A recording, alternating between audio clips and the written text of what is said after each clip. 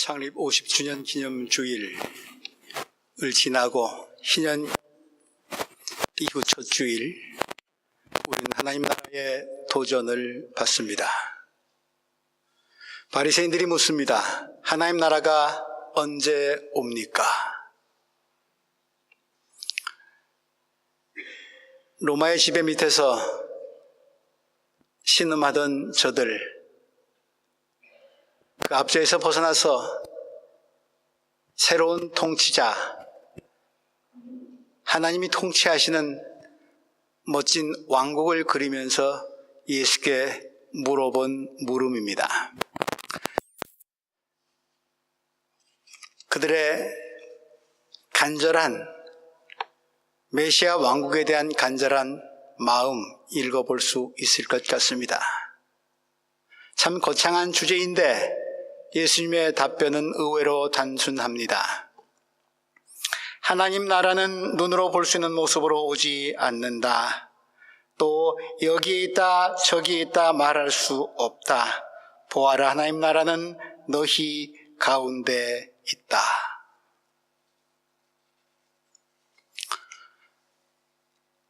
하나님 나라,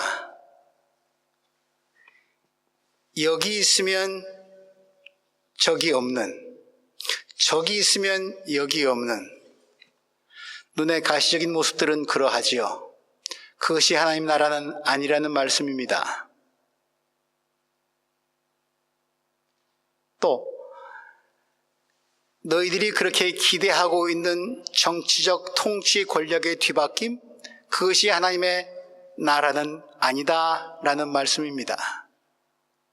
주님의 나라는 지리적 경계를 넘어선다. 아니, 하나님 나라는 이미 온 세계의 도처에 이미 와 있다. 그것을 볼 수 없는 눈이 문제다. 너희 가운데 이미 와 있다. 조금만 생각해보면 주님의 말씀은 지극히 온당합니다. 하나님은 어디에나 계십니다. 우리가 예배드리는 이곳에도 계시고 교회 문 바깥에도 계십니다. 독일에도 계시고 한국에도 계십니다. 세상 모든 곳에 하나님이 계십니다. 그것이 우리가 하나님을 창조주로 고백하는 근거이기도 하지요. 여기에 계신데 저기는 안 계신 그런 제한된 분은 아닙니다.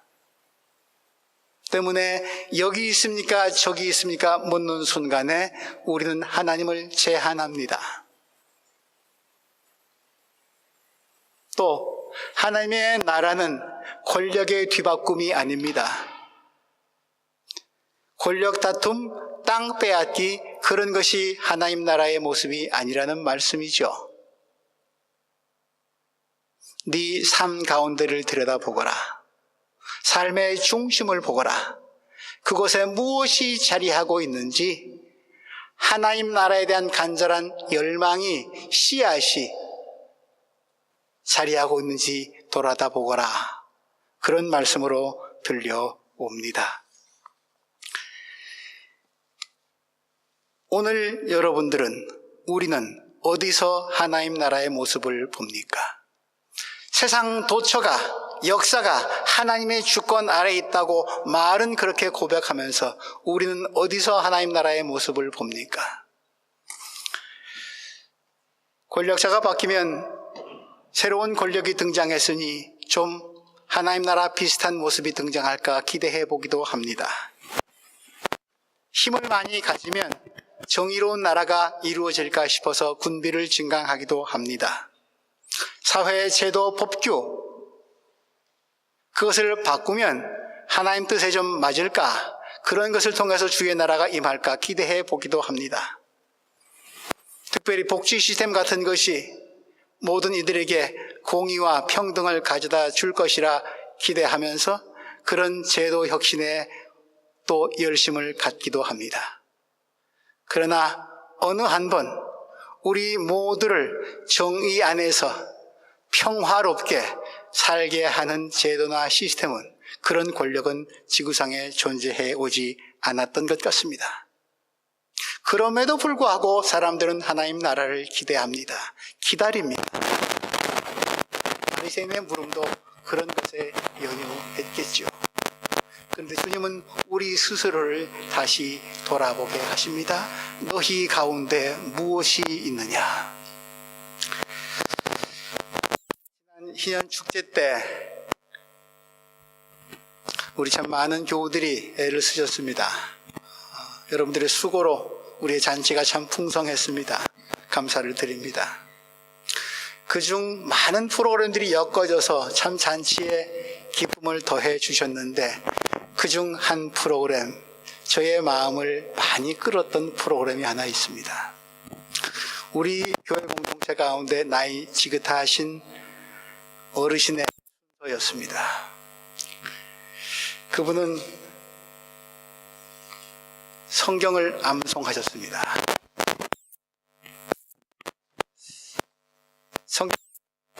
우리가 흔히 좋아하는 구절들이 많이 있죠.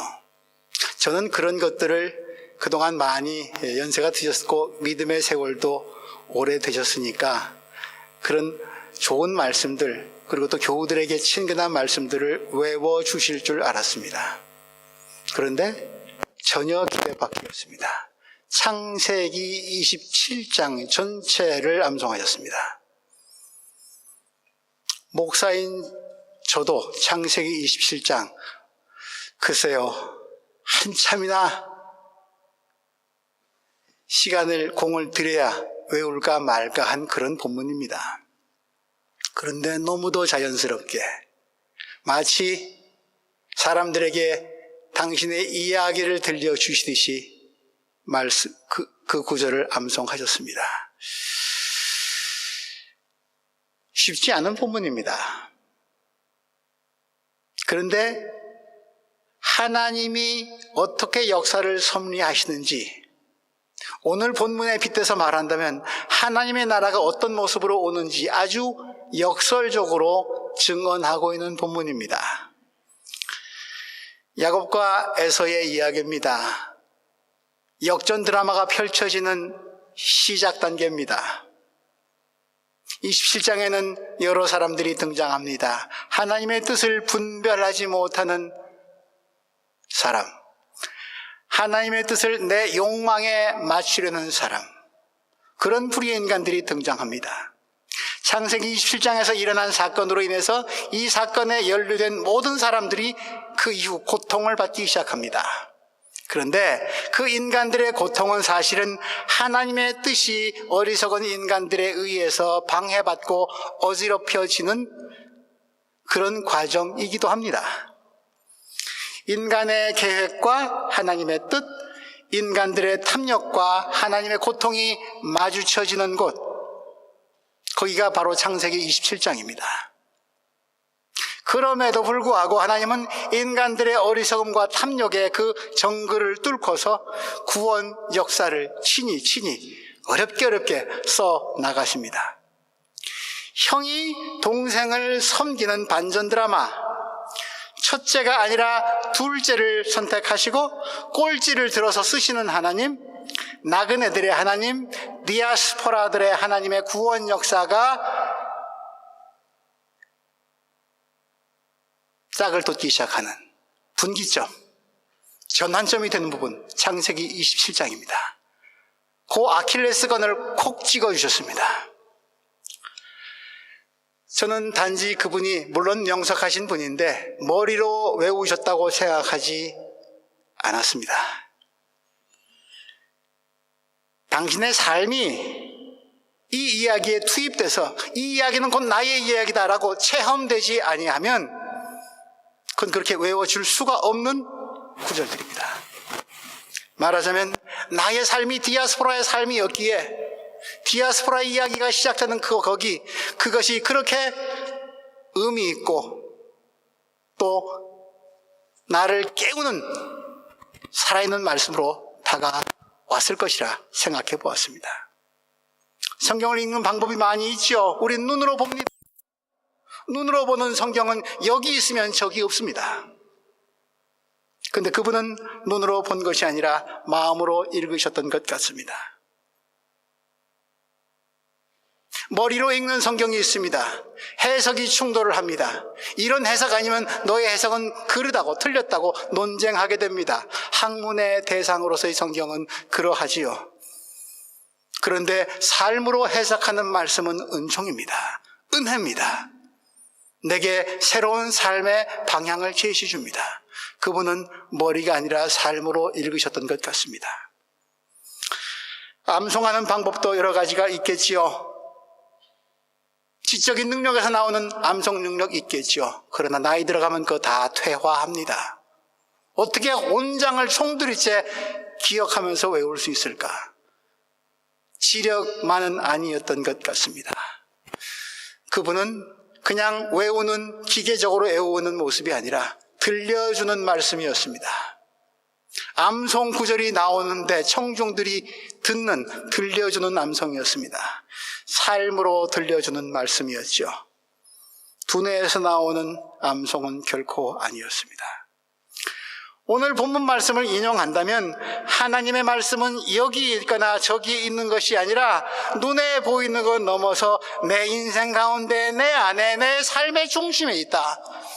만일 하나님의 나라가 하나님의 말씀에 의해서 통치되는 그런 나라라면, 하나님 나라의 근본 헌법이 하나님의 말씀이라면 그분은 하나님 나라를 가슴 안에, 삶 안에, 자기 중심 안에 모시고 계신 분이었고, 비록 눈에 보이는 가시적 나라가 우리가 사는 이 땅의 하나님 나라가 아니라 할지라도 이미 그 나라를 가슴에 품고 계신 분이었습니다.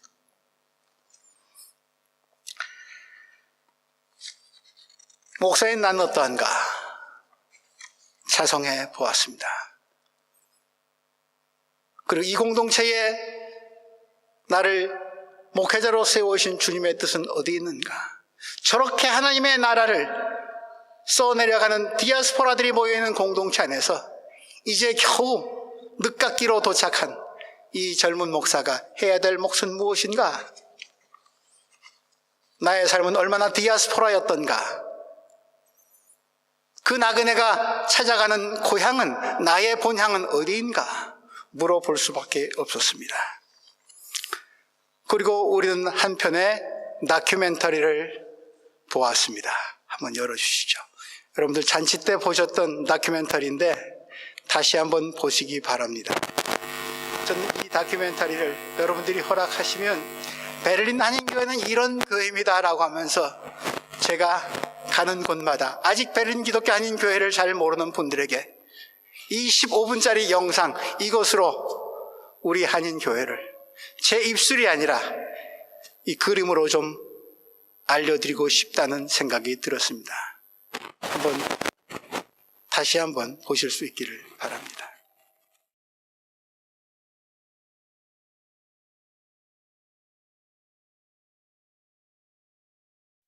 맨발 문태준. 어물전 개조개 한 마리가 움막 같은 몸 바깥으로 맨발을 내밀어 보이고 있다.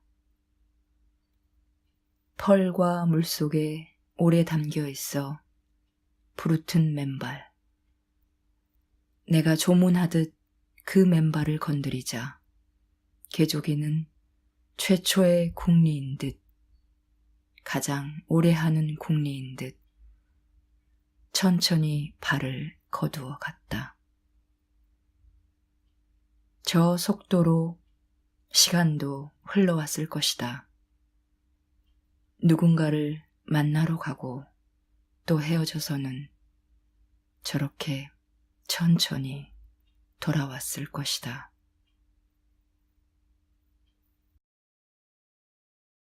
늘 맨발이었을 것이다. 사랑을 잃고서는 새가 부리를 가슴에 묻고 밤을 견디듯이 맨발을 가슴에 묻고 슬픔을 견디었으리라. 아 하고 집이 울 때 부르튼 맨발로 양식을 탁발하러 거리로 나왔을 것이다.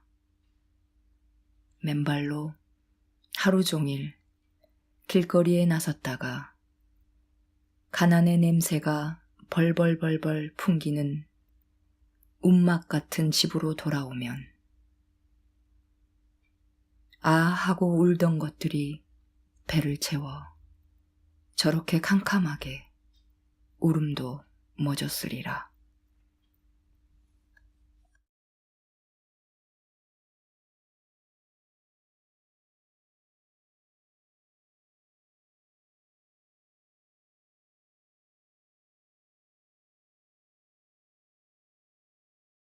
지금으로부터 50년 전 자신을 둘러싸고 있던 울타리와 벽을 뛰어넘어 체제 밖의 삶을 살기를 원했던 소수의 무리들이 있었다.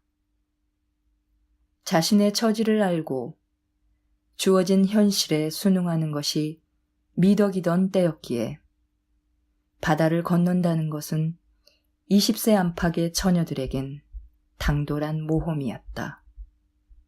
불안하였다.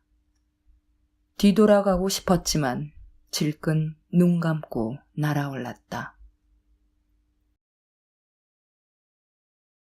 몸은 비록 울타리를 벗어났지만 마음까지 모질게 떠나지는 못했다.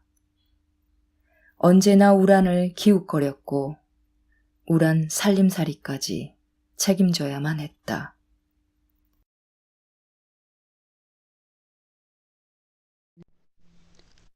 영자야, 그동안이라도 몸성이 잘 있었니?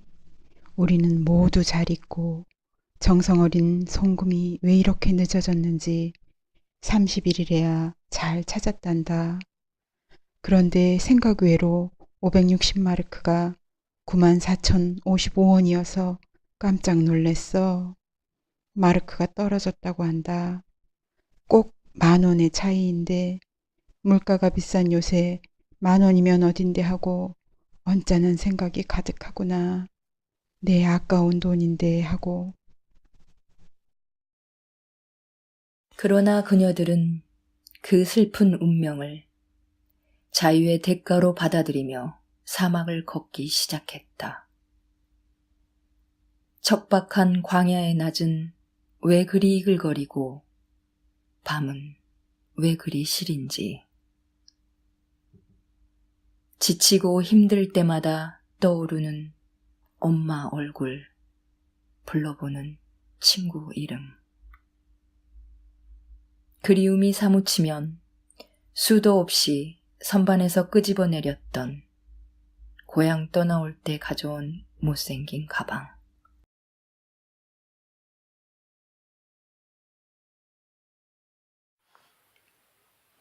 피를 들고 너를 찾는 어미는 쥐하로 가슴속 박혀있는 너희 형제가 그리우며 언제든가 호소식을 원하던 중 수일 전 향수기게 왔다는 소식 듣고 영희가 고되다는 사연입디다 하여 듣기에 애처로운 심사 날로 나타나매.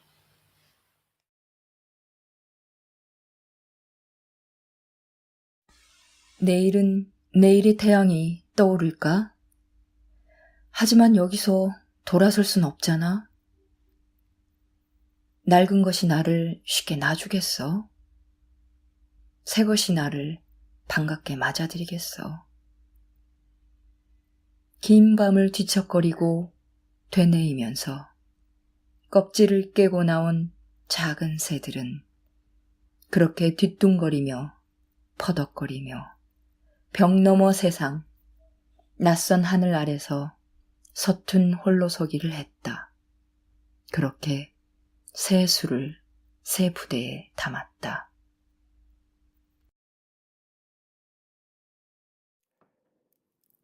그리운 누나, 그곳에서는 더욱 고국의 논밭과 산, 맑은 물이 그리워지겠죠? 세월은 쉴 새 없이 꾸준히 흘러가니 누나도 꾸준히 임무에 충실하여 귀국하길 바래요. 저는 집에서 내가 제일 좋아하는 떡이랑 고구마랑 누나 대신 너무 많이 먹는 것 같아요.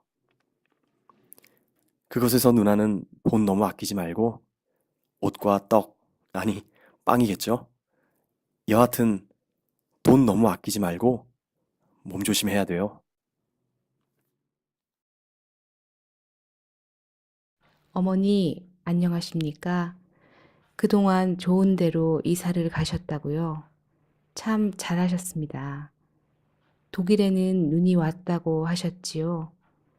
그럼 추워서 어쩌십니까? 코 병은 다 나으셨는지요?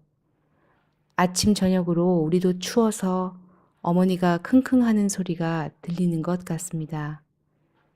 우리는 모두 잘 있습니다. 11월 봉급을 타서 할머니께서 옷을 사 주셨어요.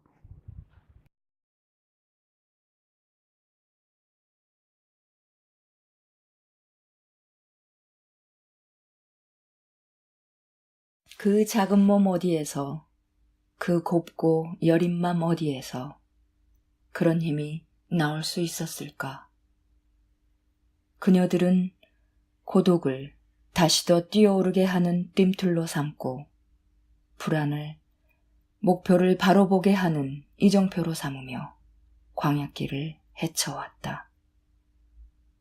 주눅들지 않았다. 당당하였다. 의연하였다.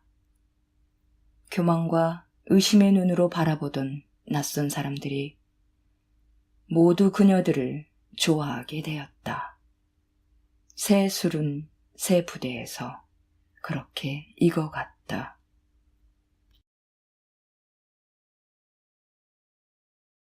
시작이 쉽지 않아서였을까? 그들의 시선은 종종 아픈 세상, 상처받은 마음에 가닿았다. 세상이 아무리 힘들어도 중심만 잘 잡으면 된다고. 우리가 오늘 둥그렇게 손잡고 서 있는 이곳이 바로 세상의 중심이고, 그저 예수님 따라 살면 차차 나아지리라. 이 고비를 넘기리라. 온몸으로 노래하면서. 마침내 날개를 폈다. 높고도 멀리 날았다. 새 삶의 둥지도 틀었다. 그 둥지에서 자란 새끼들이 날아올라 새 둥지를 틀고 있다. 이제 그녀들은 원숙한 날갯짓을 하며 노래한다. 우린 늙어가는 것이 아니라 익어가는 거라고.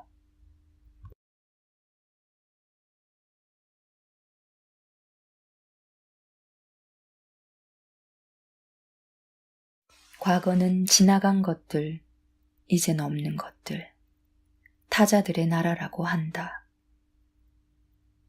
그렇게 타자와 만나는 능력을 우리는 기억 또는 그리움이라 부른다. 낯선 땅에 사람이 깃들고 신앙을 이어가겠다는 의지와 외로운 이국에서의 삶에 궁여지책으로 형성된 한인 공동체가 오늘 감격의 희년을 맞기까지, 그리고 여전히 생명을 거두어 기르고 있는 현재를 보면서 우리는 문득 당신들이 새삼스럽다. 날아다니는 새가 하늘을 사유하지 않듯 당신들은 그간 스스로 들여다보지 못했던 시간이다. 펼쳐보니 희미한 낡은 수첩 같다. 세월이 눌러앉힌 눈물의 기억들을 찬찬히 더듬으며 기도하듯 쌓아 올린 긴 시간의 허물을 체감한다. 세월이 글쎄 벌써 이리 흘렀다.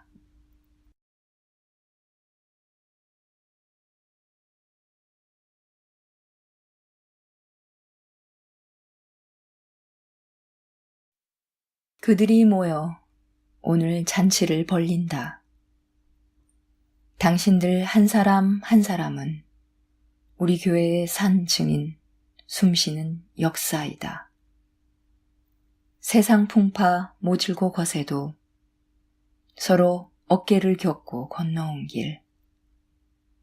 힘겨운 삶의 와중에서도 이리 뛰고 저리 뛰면서 당당하게 땅과 하늘을 잇고 오로지 사랑과 헌신으로 감사하는 시간들. 경계를 넘어 다름을 받아들이고 본질에 공감하며 이방인을 향한 따뜻한 환대의 마음을 잃지 않은 당신들. 견고하고 충실하게 새 꿈을 꾸며 또한 오늘을 살고 있는 당신들.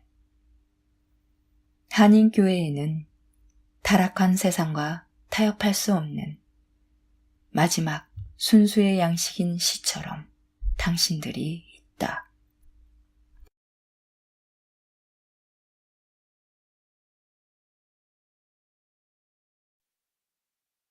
광야에서 사랑으로 차린 믿음의 밥상을 올린다. 밥상의 주인이신 주님과 밥상에 둘러앉은 모든 분들께 감사를 드린다. 50년은 모든 것이 회복되는 해이다. 사람, 자연, 물질, 관계, 모든 것이 본래의 자리를 찾고 본래 자리로 돌아가게 하는 해이다. 그렇게 만물이 함께 다시 새 출발할 수 있음을 부당과 불공평이 아니라 온당하다고, 마땅하다고, 은혜로 받아들이는 사람들이 바로 희년의 사람들이다. 참 기쁨과 행복이 무엇인지 아는 사람이다. 희년잔치에 여러분을 모신다. 그리고 여전히 가장 낮은 자리에서 시중 들고 있는 그녀들에게 이 시를 바친다.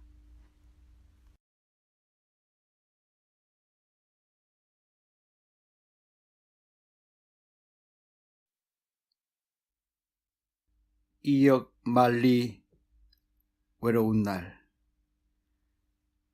고향이 그리울 때면 기도로 눈물 삼키며 쌓고 쌓은 믿음의 제단. 주님의 은혜 아니면 이해까지 어이오리요. 베를린 한인교회 50년 세월 임마누엘. 하나님 사랑 안에서 역사의 어둠 밝히며 사랑과 평화의 순례 희년 넘어 이어가리라. 희년 나팔 온 땅 울려 퍼지게 회복하거라, 자유하게 하라, 해방을 선포하여라.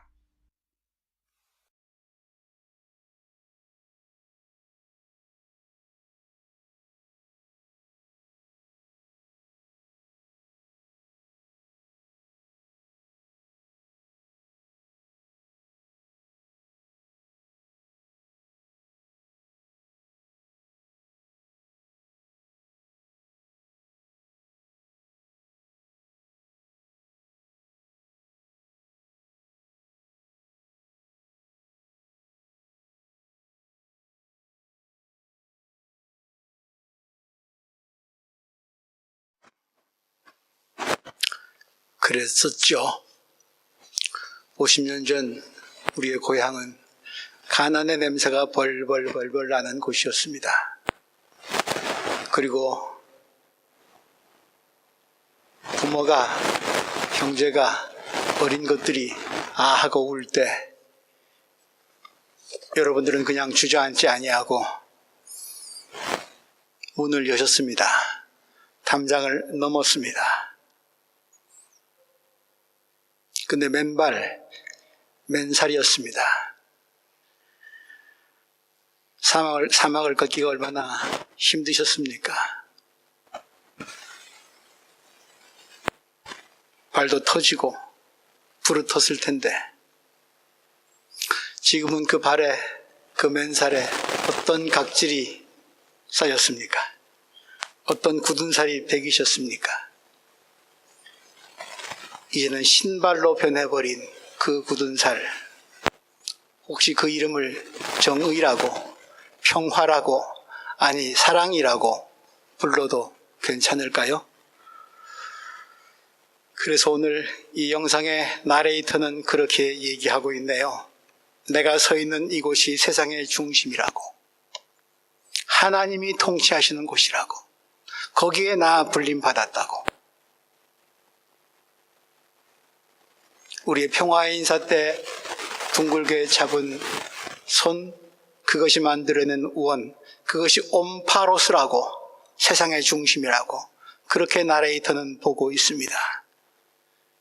그러나 그는 또 이렇게 말을 합니다. 하늘을 사유하지 않겠다고.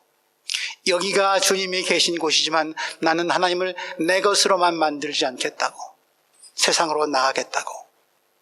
하나님이여 자유하소서, 나를 풀어주소서, 나가게 하소서, 바로 보고 바로 서게 하소서. 그래서 하늘과 땅을 잇는 사람들, 그런 공동체 되게 하소서. 나레이터는 여러분들의 역사와 함께 몸으로 섞지 못했지만 그렇게 여러분들 삶을 바라보고 그 삶을 해석하면서 자신의 몸으로 그런 글을 써냅니다. 야곱이 그러했지요. 돌베개 베고 자면서. 어떤 집사님이 외우셨던 27장 이후의 야곱의 삶, 빈들에서 돌베개 베고 자면서 여기는 하나님이 안 계신 곳인 줄 알았는데 꿈에 하늘 사닥다리 꿈꾸고 여기가 하나님이 계신 곳이구나 라고 하면서 루스를, 그 거친 곳을 베델, 하나님의 집으로 바꾸어 부릅니다. 비단 그 한 집사님의 이야기뿐일까요? 여기 베를린 기독교 50년사, 이 두툼한 책, 사정이 허락한다면 이것에 2배, 3배, 10배도 더 써도 모자랄 이 역사, 여러분들 한 분 한 분이 다 엮어내신 역사입니다. 성탄절쯤에 아마 이 책들이 전량이 도착을 할 것입니다. 여러분들이 씨줄이 되고 하나님이 날줄이 되고 서로가 서로에게 힘이 되어서, 틀이 되어서 만들어낸 역사입니다. 하나님 나라가 어디에 있습니까? 사실 이 말은 세상 역사 이제 더 이상 기대할 것 없으니 빨리 끝장났으면 좋겠다라는 그런 현실에 대한 부정적 시각도 담겨져 있을 것입니다. 그래서 하나님 나라가 임하는 날, 마지막 날, 재림의 날, 종말의 날, 심판의 날을 기다리면서 어떤 이들은 현실을 도피합니다. 직장도 그만두고 가정도 떠나고 돈도 자기의 모든 것들 다 어떤 특정한 곳에 바치면서 그날을 기다립니다. 들려 올려지기를 기대합니다. 마지막 날이 겁나기 때문이죠. 심판받을까, 형벌받을까, 지옥으로 떨어질까 겁나기 때문이죠. 그러나 여기가 세상의 중심임을 아는 분들, 맨살로 맨발로 여기까지 걸어오신 분들, 그러나 결코 하나님을 사유하지 아니하시는 여러분들은 종말의 날은 그분이 몰고 오실 것입니다. 그 때와 시간은 우리가 알 바 아니고 관여할 바도 아닙니다. 그때는 우리의 것이, 그때는 그 시간은 우리의 것이 아니기 때문입니다. 그러나 언제 올지라도 나는 준비하며 맞으러 나갈 것입니다. 어디서? 여기서, 이 땅에서, 보내주신 곳에서 하나님이 맡기신 일을 감당하면서 여기가 온 세상인 양 여기면서 믿고 더욱 사랑하면서 넘어지고 깨질지라도 그러기에 더욱 소망하면서 그렇게 하나님의 나라를 써 하나님의 나라의 역사를 써갈 것입니다. 여러분들 모두에게 감사의 인사를 드립니다. 희년잔치를 치르고 희년 역사를, 그리고 이런 책을 여러분들의 증언을 모으고 정리하고 들여다보면서 눈으로 들여다볼 것이 아니구나, 내 머리로 편집하는 책이 아니구나, 목사는 절절히 느꼈습니다. 그런 여러분들에게 저를 보내주신 하나님께 감사를 드립니다. 희년 이후 새롭게 출발합니다. 나의 목회가 어떻게 변해야 할까? 주님은 나를 결단의 자리에 세우십니다. 그러나 여전히 여러분들의 삶의 지혜와 성숙한 믿음의 분량이 이 부족한 목사에게는 필요합니다. 연대하면서 희년 넘어 언덕 넘어 나아가고 싶습니다. 사랑과 평화의 순례, 사랑과 평화가 여전히 더욱더 필요한 세상이기에 그것, 우리 고향 떠난 사람일수록 더 절절히 느낄 수밖에 없는 사랑과 평화와 그리고 인간됨의 도리들, 그런 사람 사는 세상 이루어가는, 그래서 여러분들의 마음을 들여다보면 그래, 하나님 나라가 이미 와 있구나, 나도 함께 그 나라에 동참하마 라고 하면서 우리의 중심을, 하나님의 나라를 넓혀가는 일, 그렇게 일하다 보면 언젠간 종말이 올 터인데, 내 삶에도 마지막 날이 올 터인데, 그 마지막 날 하나님을, 오시는 하나님을, 맞이하시는 하나님을 기쁘게 마중 나가는 일, 그것이 우리의 종국적 희년이 될 수 있기를 주님의 이름으로 기원합니다. 하나님 나라 너희 가운데 있다. 우리의 심령 가운데를 다시 돌아봅니다. 무엇을 자라게 하셨는지요?